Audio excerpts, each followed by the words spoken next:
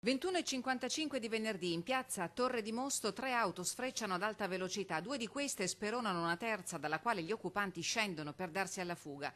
Tutto accade sotto gli occhi di automobilisti e passanti che osservano smarriti la scena da Far West e tutto viene impresso nel nastro del sistema di videosorveglianza della zona.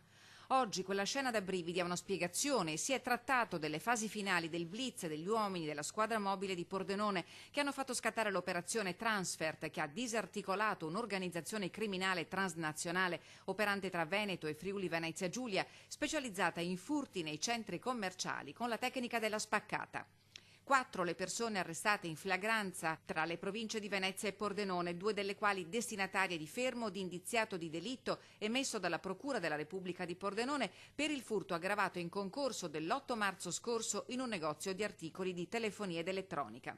L'operazione di polizia si è conclusa nel Veneziano, a Torre di Mosto, al termine di un inseguimento iniziato nella zona di Caorle. Durante il blitz gli agenti hanno anche esploso 3 colpi di pistola in aria a scopo intimidatorio. Era dallo scorso mese di marzo che la polizia cercava di dare un volto e un nome alla banda di ladri. L'indagine era stata avviata dopo un furto in un centro commerciale friulano che aveva fruttato un bottino di 42.000 euro. Dopo aver abbattuto la vetrata di un negozio di elettronica con un'auto usata come ariete, i malviventi erano riusciti a impossessarsi di 74 smartphone. Già da fine giugno l'inchiesta aveva permesso di identificare 2 dei presunti colpevoli, i cui spostamenti sono stati tenuti sotto controllo per riuscire a individuare tutti i componenti del gruppo criminale.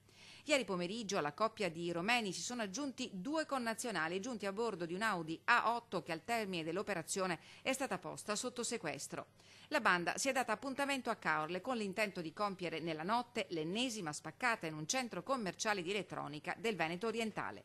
Prima che i malviventi entrassero in azione, il via libera all'operazione della Polizia di Stato.